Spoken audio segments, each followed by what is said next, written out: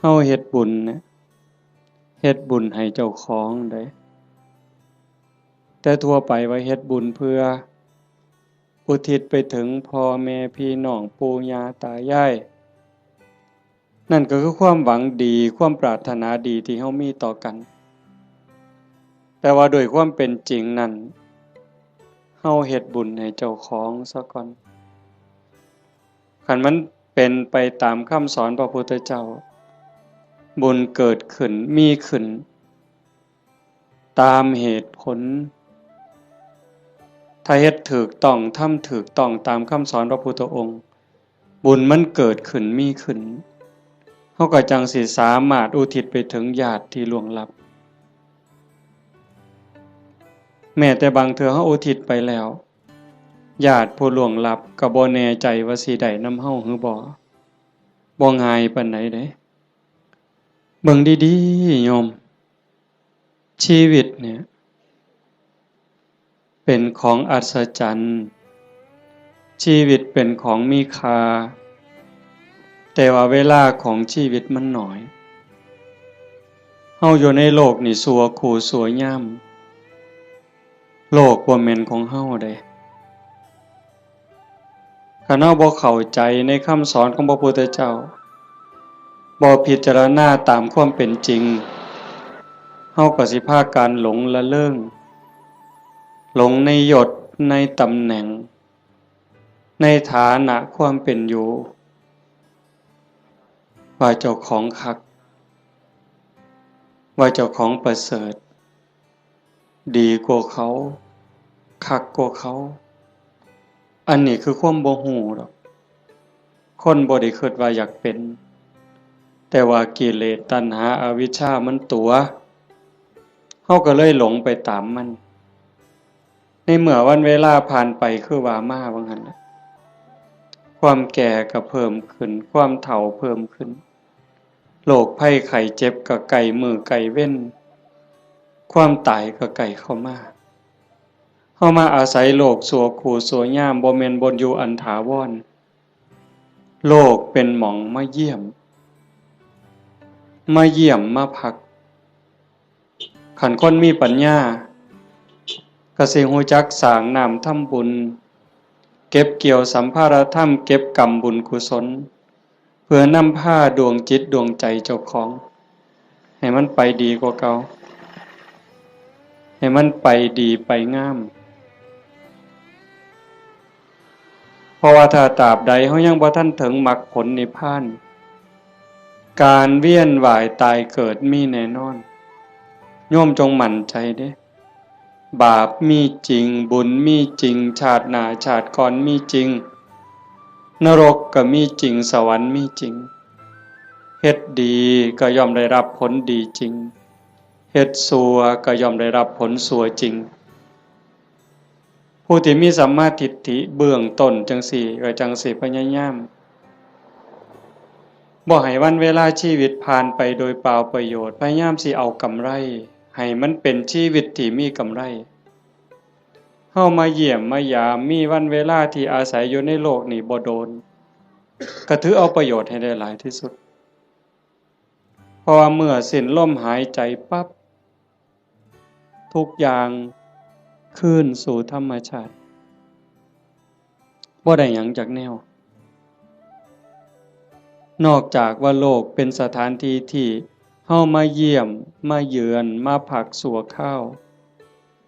ในขณะเดียวกันชีวิตส่วนที่เป็นร่างกายเนี่ยก็บ่แม่นของเฮาอีกเป็นของยืม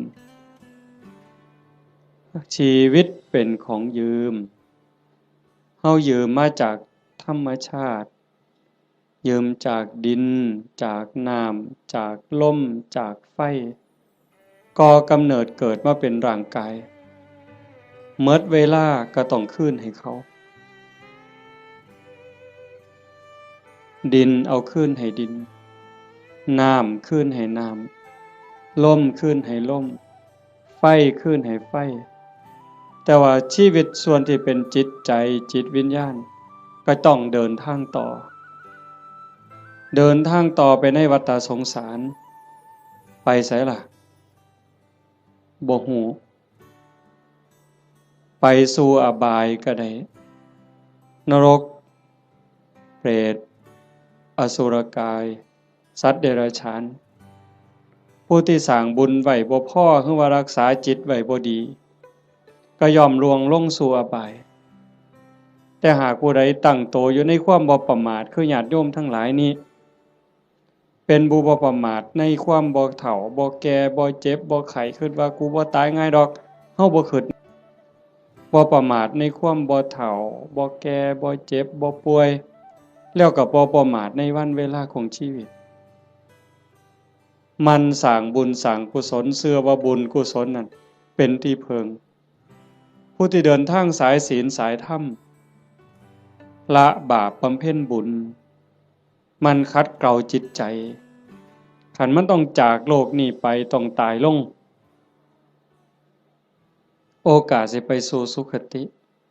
ไปสู่สวรรค์ไปสู่พรหมมันก็มีสูงแม้นว่าสิกลับมาเกิดเป็นคนอีก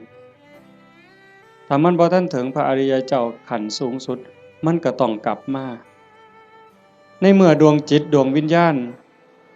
มันได้เก็บเกี่ยวเอาบุญกุศลเป็นสมบัติของดวงจิตไว้หลายพอสมควรหลังจากหมดเวลาบนสวรรค์บนพรหม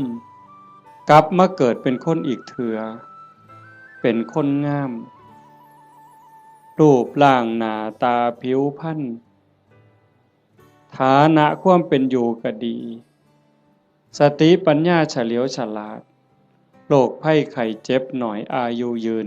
อันนี้เป็นเรื่องของบุญบุญเป็นผู้จัดสรรเป็นผู้ดลบันดาลเป็นผู้กำกับบุญนั่นจึงเป็นที่เพิงเป็นมิตรสหายในทุกๆสถานทุกการทุกเวลาแต่ว่าบาปนั้นมันตรงกันข้ามเป็นสิ่งตามหล่างตามพรานเป็นสิ่งที่ตามเผาล้นก่อให้เกิดความทุกข์ความเดือดร้อนคือผู้บ่ตั้งใจบ่เชื่อ สร้างบาปสร้างกรรมโดยกายวาจาใจความคิดก็บ่ถูกต้องคำเว้าก็บ่ถูกต้องการกระทำก็บ่ถูกต้องเฮ็ดอันใดก็หวังเอารัดเอาเปรียบผู้อื่นในชีวิตเป็นอยู่นี่ก็หาความสุขบ่พอมีความทุกข์อยู่เรื่อยมีความเดือดร้อนอยู่เรื่อยจากโลกนี้ไปก็ล่วงลงสู่อบายนรกเปรตอสุรกายสัตว์เดรัจฉานกลับมาเกิดเป็นคนอีกเถื่อทุกข์ลังเธอพิการตั้งแต่ในท้องตาบอดแน่หูหนวกแต่เกิดจังสิแข้งบ่ล่าขาบ่เกิงมือบ่ครบเป็นแนวใดโยมวะพิกลพิการทั้งร่างกายแล้วเกิดในตระกูลที่ยากจนขี้ร้ายพร้อมพิการพร้อมจนพร้อมโรคภัยไข้เจ็บหลายพ้อแต่แนวบ่ดีเดือดร้อนบ่จบบ่สิ้นอันนี้ก็คือบาปเป็นผู้กำกับบาปเป็นผู้แสดงเป็นผู้กำกับการแสดงแล้วก็ส่งผลก่อให้เกิดความทุกข์ความเดือดร้อนผู้บ่ประมาททั้งหลายก็จังพยายามขนขวายในการสร้างบุญแต่มาจังว่าอนุโมทนาสาธุกับญาติโยมโดยเฉพาะเจ้าภาพ จริงๆกับเจ้าภาพทุกคนเจ้าภาพทุกคนที่มาร่วมกันในมื้อนี้เฮาตั้งใจสิเฮ็ดบุญกุศลอุทิศไปถึงโยมพ่อใหญ่ตาโยมแม่ใหญ่พุทธอุทิศแปลว่าให้เฮ็ดบุญหวังสิส่งไปฮอดโยมแม่ใหญ่ตาโยมพ่อใหญ่พุทธบุญรัตน์อันนี้ก็คือเจตนาอันนี้คือความหวังตั้งใจของญาติโยมทุกคนแต่ว่ามันสิเป็นไปดังใจบ่อาตมาเว้าค้างไว้ตั้งแต่ตอนต้นๆลังเถื่อเฮาคิดจังหนึ่งคิดจากได้จังสี่แต่มันก็บ่แม่นคือใจเฮาคิดหมดคันคือใจเฮาคิดหมดเฮาก็คือสิเป็นเศรษฐีกันสู่คนบ่มีผู้ใดอยากทุกข์จากคนบ่มีผู้ใดอยากขี้ร้ายตั้งแต่เลขบ่ทันซื้อก็หวังว่าสิถูกอยู่บ่ บ่ต้องเว้าถึงซื้อแล้วเด้นี่อันนั้นคือความหวังถูกเลข3ตัวก็บ่เอาสำเร็จผู้ลางคนนี่อยากถูกฮอดรางวัลที่1บุญซื้อลอตเตอรี่ครับแต่มันเป็นคือคิดบ่ล่ะตั้งแต่ของอยู่ในโลกนี่เห็นกันอยู่เว้ากันอยู่มันก็ยังบ่แม่นอันนี้สิเฮ็ดบุญให้ผู้ตายนี่ห้วยไกลแห้งไกลความคิดชาโนดโสนีพราหมณ์นั่นเพิ่นเป็นคนเฮ็ดบุญอยู่บ่อยๆแล้วก็อุทิศบุญหาญาติไปกราบทูลถามพระพุทธเจ้า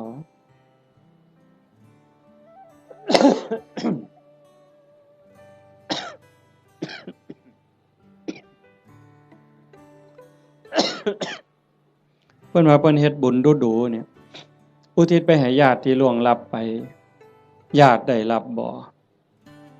พระพุทธองค์เพิ่นก็ว่ามันบ่แน่นอนดูก่อนพราหมณ์มันแล้วแต่ฐานะคำว่าแล้วแต่ฐานะคือผู้ที่จากไปนั่นเขาไปไสคันเขาไปตกนรกเขาก็บ่ได้รับผลบุญนี่ทันทีนรกเพิ่นบอกว่ามีอยู่457ขุม457ขุมบ่ได้บุญทันทีคันสิได้ก็ในเมื่อรับรู้รับทราบแล้วก็ยินดีอนุโมทนาสาธุนำสิ่งที่เฮาเฮ็ดเฮาทำเขาก็จังสิได้คันไปเกิดเป็นเปรตมี12ชนิดที่สิได้บุญฉับพลันทันทีก็มีอยู่ชนิดเดียวคือปรัตถตูปชีวีอีก11กลุ่ม11คณะสิได้บุญย้อนก็เมื่อเฮาเฮ็ดถูกต้องและอุทิศไปถึงฮู้เรื่องฮู้ราวอนุโมทนาสาธุนำจังสิได้อสุรกายคือกันสัตว์เดรัจฉานคือกันถ้าไปเกิดเป็นเทวดา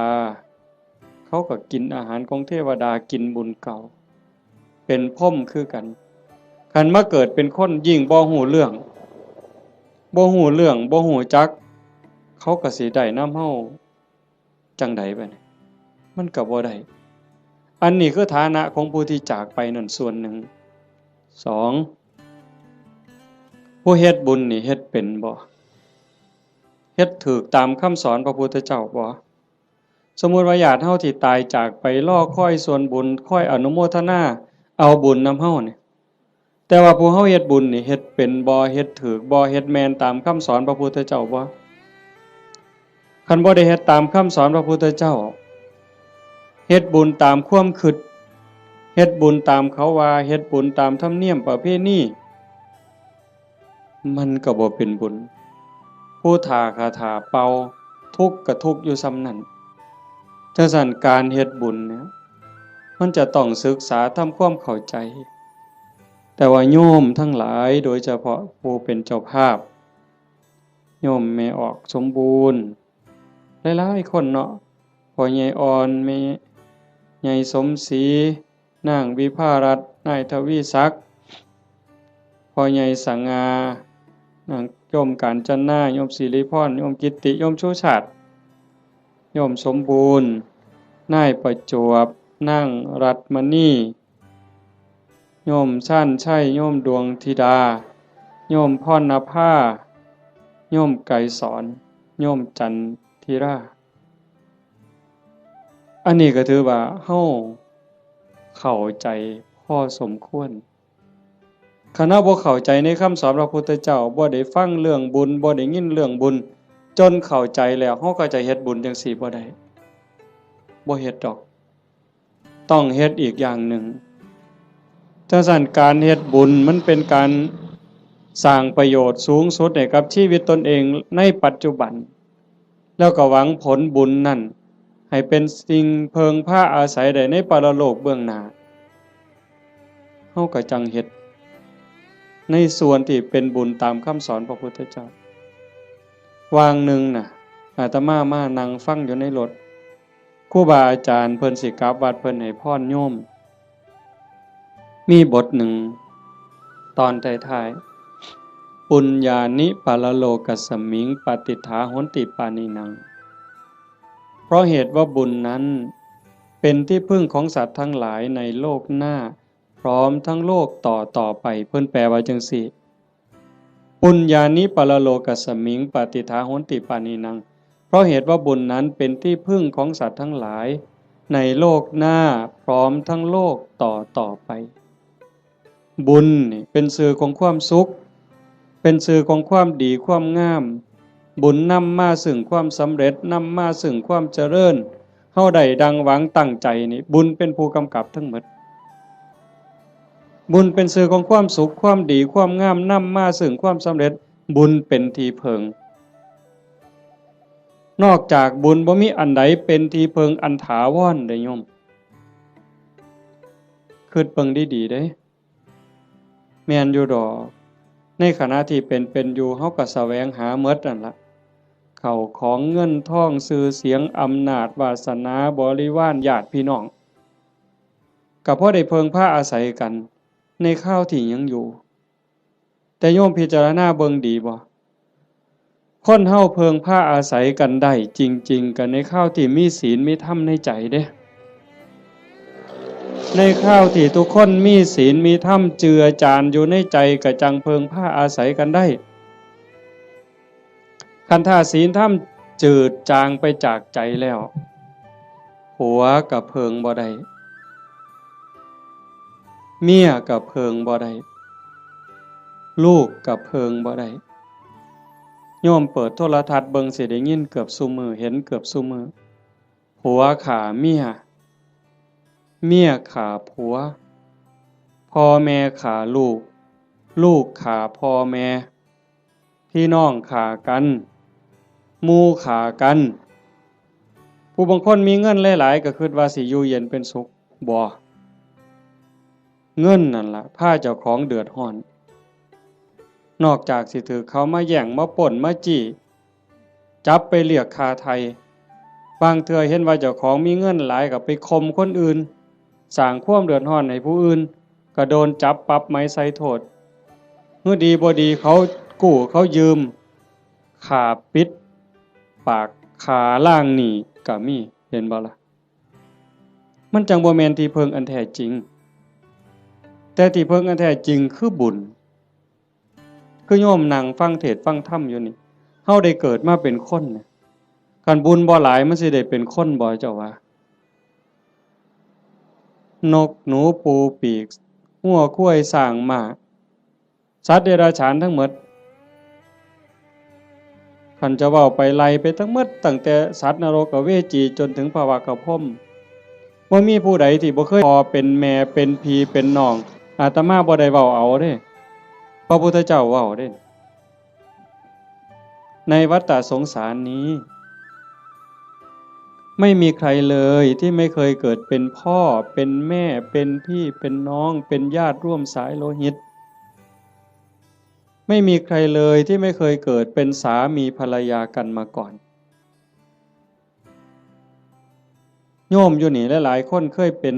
ผัวเป็นเมียกับหนอนกับมดกับยุ่งที่มันมากัดเฮานี่นั่นคือวัฏฏะสงสารเป็นหยังเขาต้องไปเป็นแบบนั้นนั่นคือบุญเขาบ่พอสร้างบาปสร้างกรรมเฮามีบุญหลาย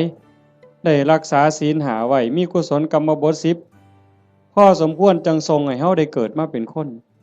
ได้เกิดมาเป็นคนแล้วบ่คือกันเห็นบ่หน้าตาบ่คือฐานะบ่คือสติปัญญาบ่คืออุปนิสัยใจคอบ่คือกันคนเดียวกันโยมเคยสังเกตเบิ่งเจ้าของบ่ตั้งเทื่อหูสองข้างบ่คือกันเด้แต่ละคนตาสองข้างบ่คือกันเด้สังเกตเบิ่งเด้อหมู่พวกคนเฮาที่รู้จักกันตาสองข้างบ่คือกันตั้งเทื่อดังเนี่ยปีกจมูกเนี่ยบ่คือกันเด้นิ้วมือนิ้วตีนคนเดียวกันก็บ่คือกันมือข้างซ้ายเป็นจังหนึ่งข้างขวาเป็นจังหนึ่งเป็นหยังก็เป็นจังซั่นคันให้พระเจ้ามาออกแบบเอาคันว่าพระเจ้าเป็นผู้สร้างคันพระเจ้าเป็นผู้สร้างอาตมาว่าคนสิคือกันหลายเติบอยู่เด้เราสิขี้คร้านเฮ็ดแบบพิมพ์เนาะ ก็สิเฮ็ดพิมพ์มาคือรอพระพุทธรูปนี่เทเขามันก็สิคือกันหมดนะแต่มันบ่แม่นจังซั่นคนสิดีสิงามสิเฉลียวฉลาดสิโง่สิเป็นอะไรก็แล้วแต่ก็ขึ้นอยู่กับกรรมแปลว่าการกระทำของตนเองที่ถึงพร้อมโดยเจตนาบ่ว่าสิกระทำทั้งกายทั้งวาจาทั้งใจถ้าคิดดีทำดีเฮ็ดดีเนี่ยเป็นกรรมดีก็ต้องได้รับผลดีเฮ็ดบ่ดีทำบ่ดีเป็นกรรมบ่ดีก็ต้องได้รับผลบ่ดีในเมื่อมันเป็นจังซั่นพระพุทธเจ้าเพิ่นจังบอกว่าบุญนั่นเป็นที่เพิงโยมทั้งหลายก็อยากได้บุญโยมไม่ออกผู้เป็นเจ้าภาพญาติโยมทุกคนมาร่วมฟังเทศน์ฟังธรรมมาร่วมบุญร่วมงานมาเพาะมาโม่นั่นก็คือเฮาอยากได้บุญแต่ว่าการเฮ็ดบุญนั่นเฮ็ดจังได๋มันจังสิได้หลายขึ้นกว่าเก่าปู่ย่าตายายเพิ่นบอกว่าเฮ็ดบุญกฐินมันได้บุญหลายโยมก็ตั้งอกตั้งใจอยากเฮ็ดบุญกฐินในชีวิตหนึ่งให้มันได้เป็นเจ้าภาพทอดกฐินมันสิได้บุญหลายอาตมาก็ว่าเป็นไปได้ถ้าเฮ็ดเป็นเด้ถ้าเฮ็ดบ่เป็นมันก็บ่เกิดบุญคำโบราณเพิ่นว่ามีกฐินบูดกฐินเน่ากฐินเศร้าหมองอีหยังเพิ่นว่าแต่คันเฮ็ดเป็นบัดมันก็งดงามเป็นที่เพิงพาอาศัยได้ในชีวิตนี้ในชีวิตหน้าบ่จบบ่สิ้นเพิ่นจังให้เฮาศึกษาทำความเข้าใจเรื่องบุญปุญญะเมวะโสสิกขยะอายตัตถังสุขินทริยังทานันจะสมจริยันจะเมตตาจิตตัญจะภาวเยเอเตธัมเมภาวยิตตวาตโยสุขังสมุทเยอภยาปัจฉังสุขังโลกังบันติโตอุปปัชชติถ้าบุคคลใดปรารถนาบุญอันเลิศพึงศึกษาทำความเข้าใจเรื่องบุญนั้นให้ดีๆจงเลือกทำบุญชนิดที่มีความสุขเป็นกำไรโยมฟังเข้าใจบ่เนี่ยถ้าบุคคลใดปรารถนาบุญอันเลิศจงศึกษาทำความเข้าใจเรื่องบุญนั้นให้ดีๆจงเลือกทำบุญชนิดที่มีความสุขเป็นกำไรคำว่าบุญอันเลิศคือบุญประเสริฐดีงามประเสริฐเลิศเลิศก็แสดงว่าต้องมีสิ่งที่ตรงกันข้ามนั่นคือบุญกระจอกบุญบ่พอสิได้ประโยชน์ไปเนาะก็เอิ้นว่าบุญคือกันอยู่บุญกระจอกเป็นบุญชนิดที่มีความทุกข์เป็นกำไรเป็นบุญนอกคำสอนพระพุทธเจ้าเป็นบุญคิดเอาเป็นบุญตามเขาว่าเอิ้นชื่อว่าบุญคือกันบุญแข่งเหือเห็นบ่เป็นบุญบ่อนใดล่ะหมู่เจ้าว่าบุญบั้งไฟจังสิเอาเป็นบุญบ่อนใดเอาเฮาก็เอิ้นว่าบุญอยู่เด้นี่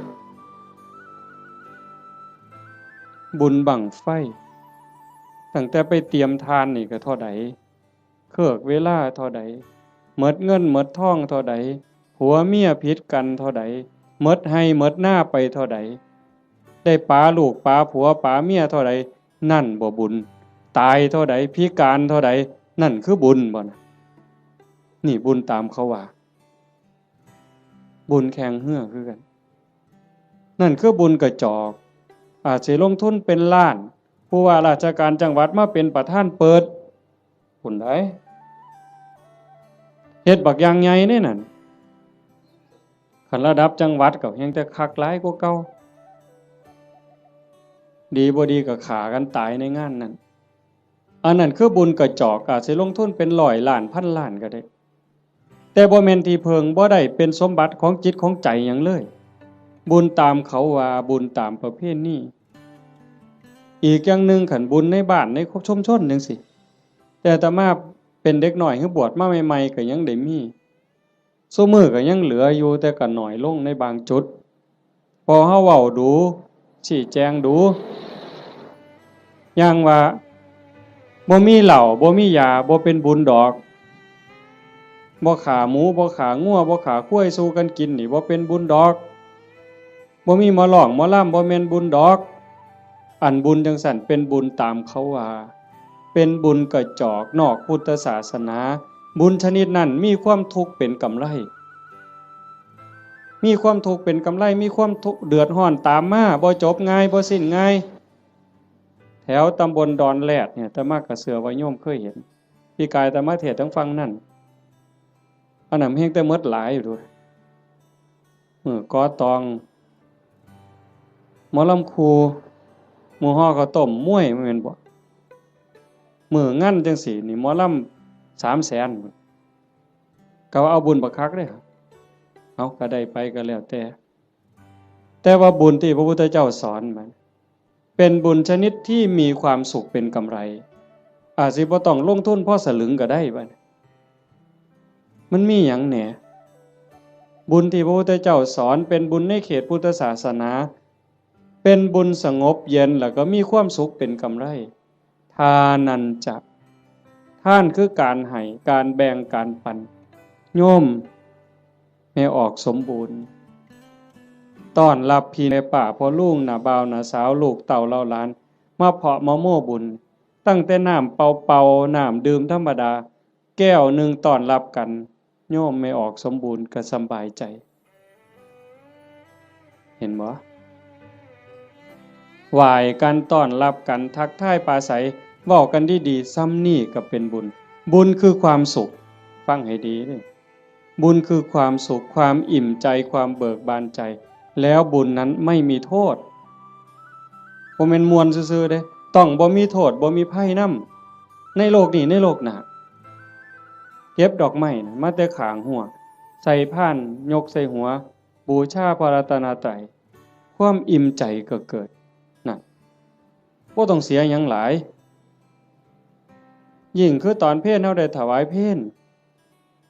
ยกสำรับกับเขาถวายครูบาอาจารย์ได้ไหว้พระได้รับศีลคันเข้าใจตั้งใจดีๆเกิดความสุขเกิดความอิ่มใจ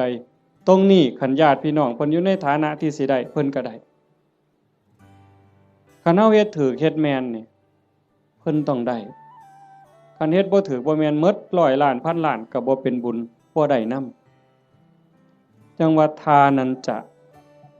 ท่านคือการให้การแบ่งการปันตั้งแต่อามิสทานวัตถุทานข้าวน้ำสามปลาโภชนาอาหารปัจจัย4ทั้งหมดที่เฮาถวายกับหมู่สงฆ์ก็แล้วแต่อันนี้มันเกิดความสุขขันยิ่งธรรมทานให้ความรู้ให้ความเข้าใจที่ถูกต้องให้คำแนะนำที่เป็นประโยชน์ในการดำรงชีวิตที่เป็นศีลเป็นธรรมเป็นไปเพื่อความถูกต้องดีงามอันนั้นเป็นธรรมทานอานิสงส์ก็ยิ่งใหญ่กว่าเก่าบัดคันเลยไปฮอดอภัยทานล่ะให้อภัยญาติโยมเคยเป็นอยู่บ่เฮาเครียดให้คนเครียดให้หมู่ก็ตามให้เอื้อยให้อ้ายก็ตามให้พี่ให้น้องก็ตามให้ลูกให้หลานหรือให้ลูกไผลูกเขยเฮาเครียดเฮาขมกักไว้ในใจนี่มันทุกข์มันอุกมันอังแต่คันเฮารู้จักให้อภัยปั๊บอโหสิปั๊บมันก็คือกับบงหนองบงเสียนเคยตำมือตำตีนตำแข้งตำขาก็เอาซ้ำมือนี่ล่ะไปเสียนไม้ไผ่น้ำขอบเตียงขอบหยังมันเตรียมตำมือเข้ามานี่มันก็บ่พอล้มพอตายแต่มันนั่นเดียดอยู่เรื่อยบัดเฮาตัดสินใจบงออกเคลียร์เอาหนามนั่นออกเอาเสียนนั่นออกปั๊บโล่งการให้อภัยก็เป็นจังซั่นฝีจังสิโยมเคยเป็นฝีบ่แต่ต่อมาเป็นเด็กน้อยฝีอยู่ก้นอยู่กับโพกโยมไม่ออกเพิ่นกีบักเขียบแหงกับเปลือกบักงิ้วกีจนมันใหม่ดำๆเอามาผสมกับปูนเคี่ยวหมากเอามาแปะมันดูดจูดปวดแต่มันคือยับออกปืดบ่โดนหัวฝีหลุดปกออกมาเศร้าเจ็บเศร้าปวดทันทีนั่นคือท่านเด้นี่อามิสทานก็มีประโยชน์บ่น้อยอานิสงส์บ่น้อย อานิสงส์สิเป็นขันเป็นตอนขันเรามันสิยาวโพดเอาง่ายๆซ้ำพื้นฐานเนี่ยซ้ำสิเอาบุญเนาะโยมเนาะคือเมออกเมคั่วเนี่ยเฮ็ดอยู่เฮ็ดกินคือมาจังซี่ล่ะโจมปลาเขาพระน้ำสู้กันกินแล้วบัดกินแล้วสิเอาถ้วยเอาซ้ำไปล้างคันเมคั่วเข้าใจจักน้อยสิเอาบุญเนี่ยเศษอาหารนี่เคลียร์ลงขยะแล้วมีแต่คราบไขมันคราบน้ำแกงเอียงต่างๆที่มันติดอยู่กับถ้วยกับจานแม่ครัวเอาน้ำเทใส่แล้วก็มือลูบในแก้วในถ้วยในจานนั่นแล้วก็คิดในใจก่อนสิเทน้ำลงดินโอ้ยน้ำเศษอาหารรสชาติอาหารติดอยู่กับน้ำนี่เทลงไปในดินให้สัตว์อาศัยในดินมันได้กินเด้อพวกขี้ไก่ดักไก่เดือนไก่มันได้กินแล้วไก่มันอยู่ดีมีแห้งสุขกายสุขใจเด้อแล้วเทลงไปปุ๊บซ้ำนั่นพระพุทธเจ้าว่าเป็นบุญที่นับประมาณไม่ได้แค่นี้เด้อโยมเพราะท่านได้เป็นหยังย้อนได้นี่เป็นบุญหลายจนนับประมาณบ่ได้ซ้ำเฮานับบ่ได้แล้วว่าฝนตกเนี่ยมันจักเม็ดแม่น้ำมูลแม่น้ำโขงแม่น้ำเจ้าพระยาหรือน้ำในทะเลเฮานับบ่ได้ว่ามันจักซ่อนจักแก้วจักขวดจักลิตรจักแองจักโองเฮาบ่สามารถจะนับได้เพียงแค่เฮาเทน้ำล้างถ้วยล้างจานลงในดินแต่เจตนาให้พวกเชื้อโรคพวกขี้ไก่เดือนให้มันได้กินซ้ำนี่ก็บุญมหาศาลพระพุทธเจ้าเพิ่นก็ยังไล่ขึ้นมาจากสัตว์เดรัจฉานร้อยเทื่อพันเทื่อก็บ่สู้ให้คนขี้เมาคนบ่มีศีลบ่มีธรรมตีหัวหมาด่าแม่คนคันให้พวกนี้เทื่อเดียวก็ได้หลายกว่าให้สัตว์เดรัจฉานร้อยเทื่อพันเทื่อให้คนบ่มีศีลบ่มีธรรมจังสันร้อยเทื่อพันเทื่อก็บ่ได้บุญหลายเท่าให้โยมผู้มีศีลหาเทื่อเดียวเพราะว่าคนมีศีลมีธรรมมันสิเฮ็ดโลกนี่สงบร่มเย็นแล้วก็เป็นประโยชน์นำกันอีกให้คนผู้มีศีลหาร้อยเทื่อพันเทื่อก็บ่ได้บุญหลายเท่าให้ผู้มีศีล8พอใหญ่แม่ใหญ่เฮาไปจำศีลอยู่วัดในมื้อวันพระวันศีลหรือมีงานปฏิบัติธรรมไปนุ่งขาวห่มขาวนั่นล่ะเป็นเนื้อหน้าบุญผู้ศีลหาบริสุทธิ์ร้อยเทื่อพันเทื่อก็บ่ได้บุญหลายเท่าให้ผู้มีศีล8เทื่อเดียวให้ผู้มีศีล8ร้อยเทื่อพันเทื่อก็บ่ได้บุญหลายเท่ากับให้เน้นน้อยผู้เดียวได้บัดเน้นน้อยศีล10เด้ให้เน้นน้อยศีล10ร้อยเทื่อพันเทื่อก็บ่ได้บุญหลายเท่ากับให้พระภิกษุศีล227เทื่อเดียวให้ผู้พระภิกษุเนี่ยศีล227ร้อยเทื่อพันเทื่อก็บ่เกิดบุญหลายเท่ากับให้นักบวชนอกศาสนาที่เขาฝึกฝนอบรมบ่มจิตบ่มใจจนคมราคะความรู้สึกระหว่างเพศขาดสะบั้นลงแล้วไล่ขึ้นมาอีกเป็นเก่าชั้น10ชั้นพุ่นบ่ไล่ดอกจนฮอดพระพุทธเจ้าจนฮอดสงฆ์ที่มีพระพุทธเจ้าเป็นประธานอานิสงส์ก็หลายขึ้นให้กับคณะสงฆ์ที่มีพระพุทธเจ้าเป็นประธานร้อยเทื่อพันเทื่อก็บ่ได้บุญหลายเท่ากับสร้างวิหาร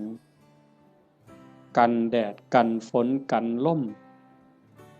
สร้างวิหารร้อยหลังพันหลังก็บ่ได้บุญหลายเท่ากับให้ธรรมะ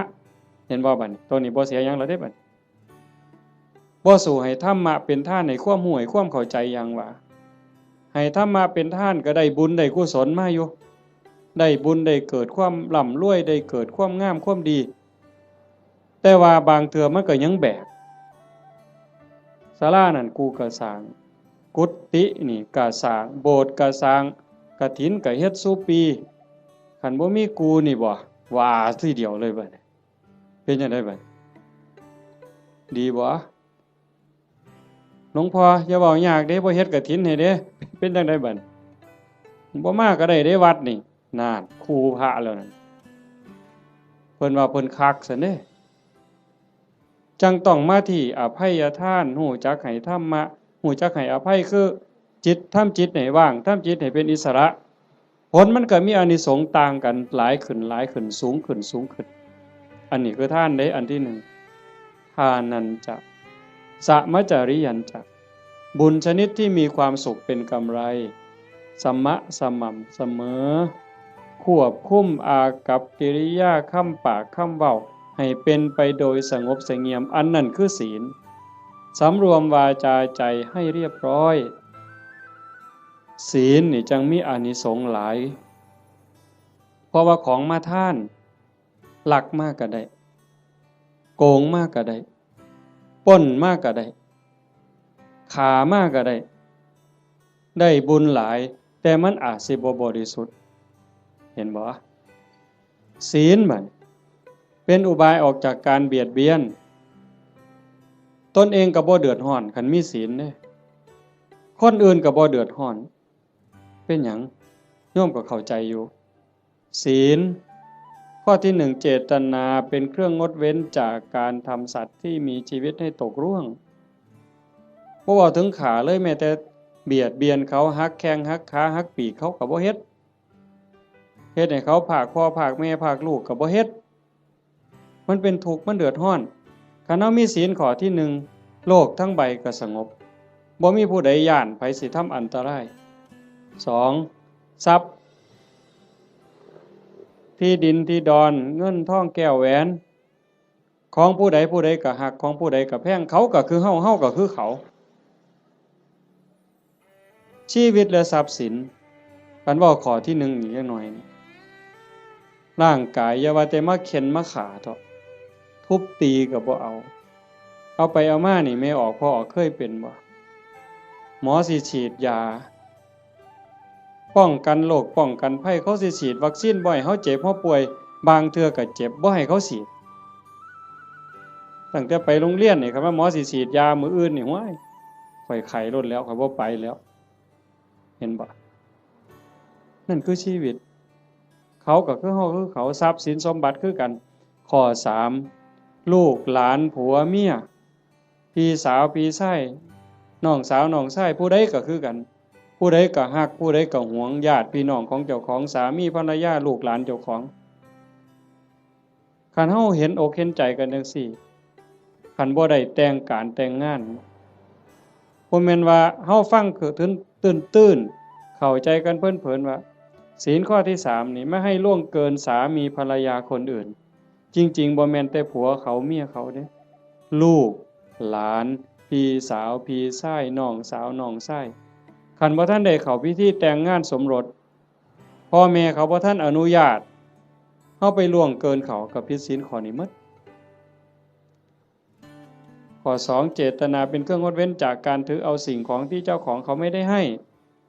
สิยักยอกสิปล้นเอาลักเอาว่าห้ามลักเดี๋ยวปล้นเอาซะดอกมันสิว่าก็บ่แม่น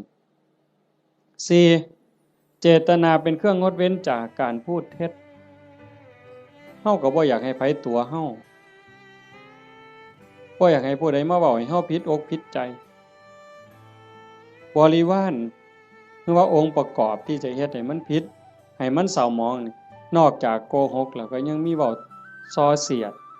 ยุยงให้แตกเหล่าสามัคคียุให้ผู้นั้นผิดกับผู้นี้เว้าเพ้อเจ้อไร้สาระหาแก่นสารบ่ได้เว้าคำหยาบคำห้ายคำด่าที่ฟังแล้วเฮ็ดให้ทุกข์ใจเจ็บใจอันนี้ก็ต้องงดเว้นอันนี้เป็นศีลเนี่ยเจตนาเป็นเครื่องงดเว้นจากการดื่มเสพเครื่องดองของเมาเฮาก็สิคิดว่าแต่บ่กินเหล้าอย่างเดียวบ่ให้กินเหล้ายาม่าสูบได้บ่กัญชาเฮโรอีนได้บ่จริงๆเพิ่นมีทั้งสุราทั้งเมลัยทั้งของเมาต่างๆคันเฮาไปเสพไปสูบทั้งอมทั้งดมทั้งเคี้ยวเฮ็ดให้ขาดสติสัมปชัญญะบางเทื่อเป็นบ้าอย่างมันคั่งยาบ้าจับแม่เจ้าของปาดคอพ่อเจ้าของปาดคอมันดีบ่ใดบัดคันเฮาเฮ็ดได้จังซี่มันก็เป็นเครื่องคุ้มครองบ่เบียดเบียนตนเองบ่เบียดเบียนผู้อื่นความเดือดร้อนก็บ่ต้องเกิดขึ้นในโลกในสังคมอันนี้คือบุญชนิดที่มีความสุขเป็นกำไรที่พุทธเจ้าเพิ่นสอนข้อที่2 3เมตตาจิตตัญจภาวะเยสร้างความหักความแพงความเมตตาความหวังดีต่อกันให้มันหลายขึ้นให้มันเจริญขึ้นอย่างเฮาเฮ็ดสมาธิเบิ่งญาติโยมหลายๆคนท่าทางนี่เฮาเป็นคนวัดคนว่าจำศีลภาวนาไปปฏิบัติธรรมนำครูบาอาจารย์บนหันบนนี้ สังเกตเบิ่งบ่เวลาเราเดินจงกรมโดยความตั้งใจล้อมสติในอารมณ์ปัจจุบันเวลามานั่งสมาธิก็มีสติที่ลมหายใจเข้าออกคัน10นาทีผ่านไป20นาทีผ่านไปคันฮอด30นาทีแห่งแต่สุดยอดคันเรามีสติในอารมณ์ปัจจุบันลมหายใจเข้าก็ฮู้ลมหายใจออกก็ฮู้ลมสั้นก็ฮู้ลมยาวก็ฮู้ใจโยมสินิ่งใจนิ่งใจสบายกายเบาจิตเบาความรู้สึก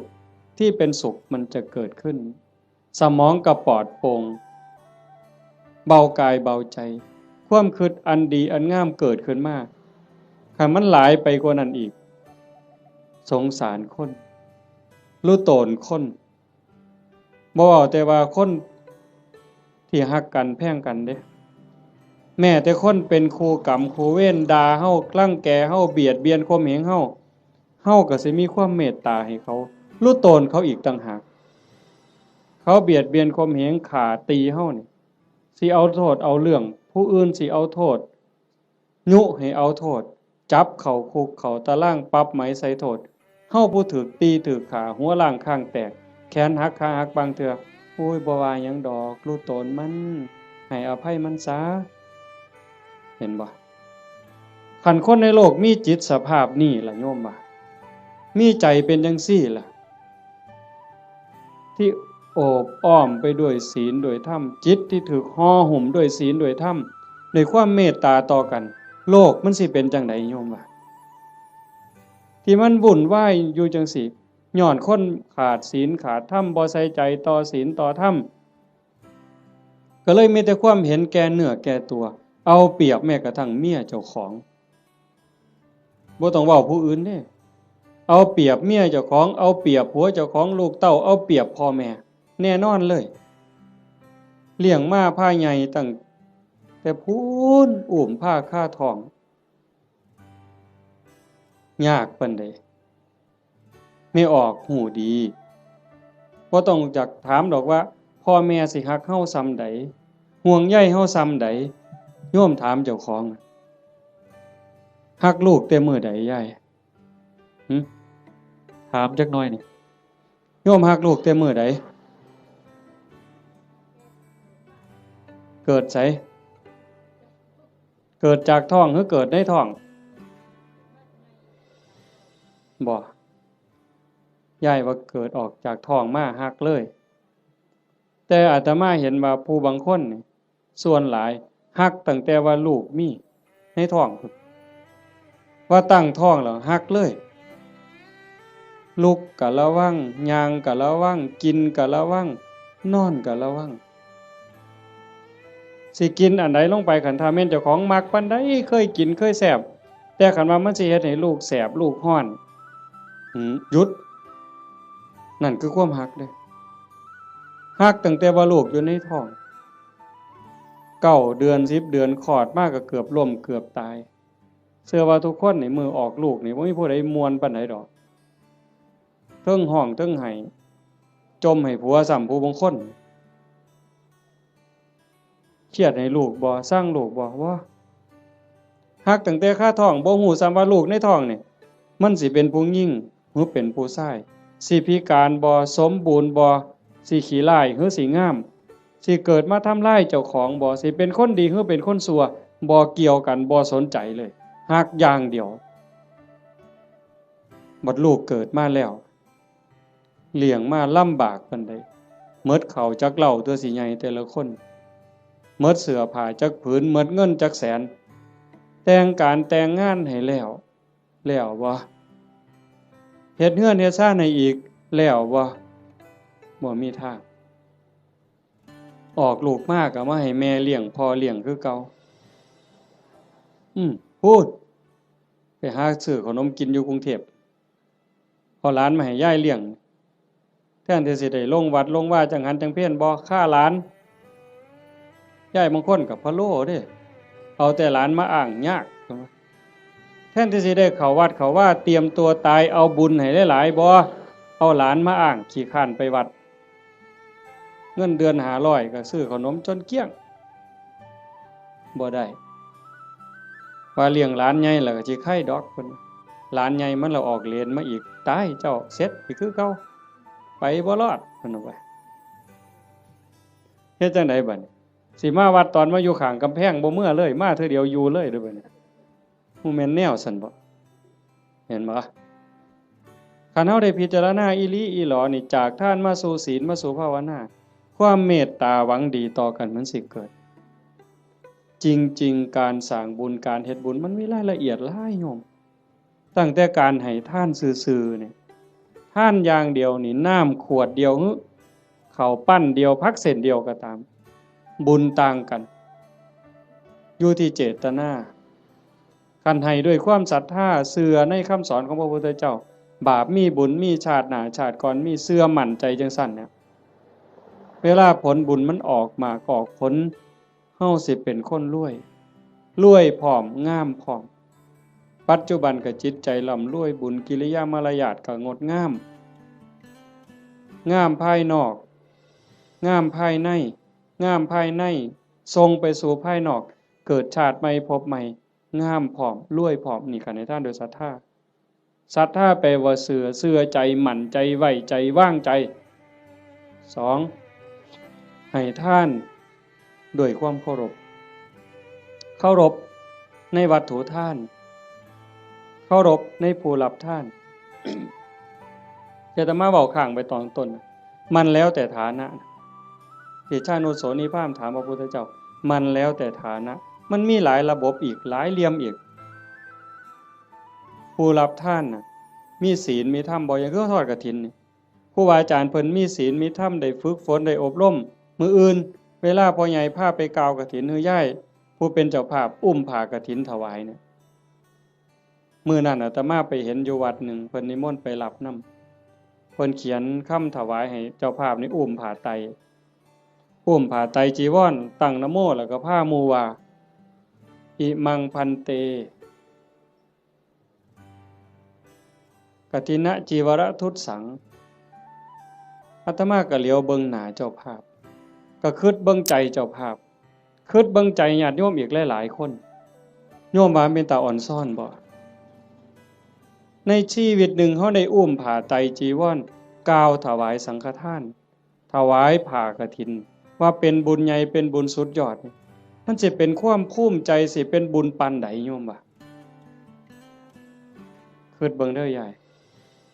ชีวิตหนึ่งนี่เฮาให้ได้เฮ็ดคันบ่ได้เฮ็ดกองใหญ่เป็นเรื่องเป็นราวคือเพิ่นกลับไปห่วมเพิ่นเฮ็ดได้อันนี้คือสิ่งที่ได้เด้บุญเนี่ยติดตามไปในโลกนี้โลกหน้าหน้าที่ไผได้เฮามาอาศัยโลกชั่วคราวบ่แม่นของเจ้าของดินนี่สิว่าของเฮาซั่นบ่หน้านี่สิว่าซื้อเจ้าของในโฉนดสิภูมิใจซั่นบ่มันสิภูมิใจจักมื้อจักหน่อยเขาก็เปลี่ยนเป็นชื่อผู้อื่นเฮ้ยอยู่ในทะเบียนบ้านมันจะสิสถานะเจ้าบ้านนี่ชื่อขึ้นก้อนหมู่นั่นสถานะเจ้าบ้านน่ะจะร้องตายบางทีพอ24ชั่วโมงยังเขามาทับตาแดงใส่ปรับหล่นตายว่าซั่นว่าเจ้าบ้านเจ้าบ่ต้องไปไสเด้อเจ้าอยู่หั่นเด้คันแม่นเจ้าบ้านอีหลีนั่นต้องเป็นเจ้าของอยู่ตลอดมันบ่แม่นหน้าก็บ่ได้สวนก็บ่ได้รถก็บ่ได้บ่ได้หยังจักอย่างแนวใดคือบุญนี่แนวใดเพิ่นจังว่าต้องทำความเข้าใจอีหยังให้มันหลายๆท่านก็เฮาให้ด้วยความศรัทธาให้ด้วยความเคารพในผู้รับท่านครูบาอาจารย์เป็นผู้มีศีลมีธรรมผู้รับท่านเป็นหมู่สงฆ์เฮาถวายเขาสงฆ์เจ้าของเองก็เป็นผู้บริสุทธิ์ย้อนหยังสะอาดย้อนหยังย้อนศีลก่อนสิทำบุญให้ท่านถวายต่างๆเพิ่นจังให้เฮาสามารถทานศีลนั่นคือชำระความเศร้าหมองในใจคันเฮาไปฆ่าสัตว์มามันก็เศร้าไปลักเขามาก็เศร้าไปนอกอกนอกใจสามีไปล่วงเกินผู้อื่นมามันก็เศร้าหมองเอาน้ำมาอาบหมดน้ำทะเลมันก็บ่สะอาดใจบ่สะอาดดอกไปตัวเข้ามาไปดื่มเสพเครื่องดองของเมามาสิใส่ผงซักฟอกอันใดสบู่อันใดล้างออกมันก็บ่สะอาดแต่ขันสามารถทานศีลปั๊บปานาติปาตาทินากาเมมุสาสุราปั๊บพระสงฆ์เพิ่นสรุปศีลให้ปั๊บสำบายใจล้างความหม่นหมองความเศร้าหมองในใจนั่นออกมา นั่นเป็นผู้บริสุทธิ์นี่เด้มันสิเกิดพละอานิสงส์หลายมันแล้วแต่ฐานะสิเกิดบุญจังไดนี่หนึ่งผู้ให้บริสุทธิ์สองวัตถุที่มาทำบุญก็บริสุทธิ์สามผู้รับก็บริสุทธิ์ผ่ากฐินมาทอดกฐินนี่มันสิบริสุทธิ์บ่เป็นกฐินเนากฐินบูดกฐินเศร้าหมองบ่ผ่านั่นบ่ได้ลักไผมาบ่ได้ยืมไผมาเป็นของที่เกิดด้วยหยาดเหงื่อแรงงานด้วยความบริสุทธิ์ผ่าเก่าก็ได้ย่ายผ่าเก่าก็ได้กลางเก่ากลางใหม่ก็ได้ผ่าใหม่ก็ได้ผ่าบางสุกุลก็ได้ไปเก็บมาจากกองขยะผุ่นก็เป็นกฐินได้ไปเก็บมาจากกองขยะสีกได้เธอค่ะท่อนละซ้ำฝ่ามือทำศอกซ้ำแขนมาหงิบต่อกันเฮ็ดผ้าสบงได้ผืนหนึ่งเก่าๆก็ได้แต่ว่าเป็นกรรมสิทธิ์โดยชอบธรรมโดยความถูกธรรมนั่นคือวัตถุท่านที่บริสุทธิ์บุญกุศลมหาศาลแล้วก็ประกอบกับเจตนาอีกก่อนให้นี่มีศรัทธาบ่ตั้งใจไว้ดีบ่คันมีความศรัทธามีความเหลื่อมใสของนั้นแม้นมันสิน้อยสิราคาหลายปานใดพักเครื่องเส้นแต่ก่อนให้มีความศรัทธามีความตั้งใจสักกจังทานังเทติให้ท่านด้วยความเคารพด้วยความศรัทธาเนี่ยของนั้นมันสิมีค่ามีราคาหน่อยเฮาตั้งอกตั้งใจถวายพระพุทธเจ้าว่าบุญบ่น้อยของได้มาด้วยความชอบธรรมได้มาแล้วโดยธรรมเป็นของบริสุทธิ์ก่อนให้ก็มีศรัทธามีความเหลื่อมใสในขณะที่ยิบยื่นให้ทรงให้ยกประเคนก็ภูมิใจดีใจให้ไปแล้วหลังให้ก็มีความปีติยินดีคิดพ่อย่ามใดก็สุขใจอิ่มใจภูมิใจจนน้ำตาหลั่งน้ำตาไหลบุญจะเกิดอันนี้คือฐานะที่เฮ็ดให้บุญมันมีพลังสามให้ท่านตามการกฐินนี่ก็ประยุกต์เข้ามาในหันเพราะว่าวัดหนึ่งรับได้เทื่อเดียวในรอบปีเดือนเดียวเท่านั้นคันมือร้อยกระทงไปแล้วสิมีเงินแบ่งพันนี่เต็มปะล่ำนี่ก็ทอดกฐินบ่ได้หมดโอกาสเห็นบ่มันถือการถือเวลาคันผู้ใดให้ท่านตามการตามเวลาเพิ่นบอกว่าเมื่อบุญมันออกหมากออกผลเต็มที่แล้วตกทุกข์ได้ยากลำบากลำบนบ่อนใดอยู่ไสก็ตามสิมีคนซอยเหลือแม่นเว้ากันบ่ฮู้เรื่องก็สิมีคนซอยคันบ่มีผู้ซอยอยู่บ่อยู่ก็ถูกเลขบ่อยากถูกก็ถูกเฮาสิได้ยินอยู่เรื่อยพวกถูกลอตเตอรี่ถูกแจ็คพอตบางเทื่อก็แม่ค้าขายผักบางเทื่อก็3ล้อบางเทื่อก็คนกวาดถนนพวกเรานี่บ่ได้ซื้อประจำดอกกวาดถนนไปเข็นผักไปรู้ตนเห็นคนตาบอดเห็นคนพิการที่มาขายลอตเตอรี่เฮามีใจรู้ตนนี่คนทุกข์นี่จะรู้ตนกันบางเทื่อก็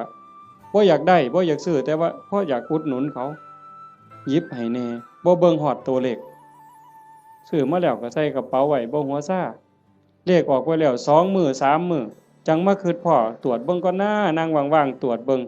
ถูกซ้ำนี่เป็นผลบุญจากการให้ท่านตามการตามสมัยคือกฐินจังซี่อันนึงคนตกรถตกเรือบ่มีค่ารถจังซี่ลูกกำพร้าคนด้อยโอกาสจังซี่คนถูกไฟไหม้บ้านน้ำท่วมหน้าหนาวบ่มีเสื้อผ้าห่มเฮาซอยเหลือในข้าวที่คนอื่นเดือดร้อนนี่มันเป็นการละท่านผลบุญเกิดเฮาสิได้มีคนซอยเหลือท่านการท่านเวลาการให้ท่านโดยจิตโดยความเคารพที่ว่ามาวังหันข้อที่2ขามมานิดนึงเคารพในผู้รับทานเคารพในวัตถุท่านผลบุญเกิดสิได้ลูกดีผัวดีเมียดีข้าทาสบริวารสิเป็นคนซื่อสัตย์ไว้ใจได้วางใจได้มีอานิสงส์หมดเด้4กฐินนี่ก็เข้ามาในนี้อีกทานด้วยจิตหวังอนุเคราะห์ตามธรรมดางานกฐินมันสิเป็นเรื่องของพระเรื่องกฐินเป็นเรื่องของพระบ่เกี่ยวกับโยมออกพรรษามามื้อวันแฮม1ค่ำเดือน11จนฮอดวันเพ็ญเดือน12ระยะเวลา1เดือนนี่ภาษาธรรมเพิ่นสิเอิ้นว่าจีวรการเวลาแห่งการแสวงหาผ้า ออกพรรษาปั๊บเพิ่นก็สิแยกย้ายกันไปเพราะว่าผ้าสมัยเก่ามันบ่ได้ดีคือซุมื้อผ้ามันเปื่อยเป็นฝ่ายอีโป้แม่นบ่พ่อใหญ่อาตมาก็ได้ใช้อยู่ย้อนหลังไป40กว่าปีหั่นฝ่ายตำเอาเองมันบ่ได้เหนียวบ่ได้หมั่นปานนี้มายิ่งสมัยก่อน 2,600 กว่าปีโยมว่ามันสิปานไหนไปเก็บมาจากกองขยะผ้าห่อศพจังสิผ้าเปื้อนประจำเดือนไม่ออกก็ไปถิ่มจังสิผ้าไปฉีกก็มาต้มน้ำเลือดน้ำเหลืองออกซักน้ำออกมาเย็บเป็นผืนแต่บัดมื้อนี้ย่ายผู้เป็นเจ้าภาพพร้อมลูกพร้อมหลานเขียนหนังสือว่าสั่นก็ถือพานดอกไม้ไปกราบหลวงพ่อเจ้าอาวาสหลวงปู่หลวงตาผู้บาอาจารย์บ่ต้องลำบากเด้อบ่ต้องกังวลเด้อเรื่องกฐินปีนี้ข้าน้อยสิพาลูกพาหลานพาพี่พาน้องเฮ็ดถวายดอกเด้อให้ครูบาอาจารย์สบายใจได้ศึกษาธรรมะปฏิบัติธรรมะมาบอกมาสอนพวกผู้ค้านี่คือการให้ทานด้วยจิตหวังอนุเคราะห์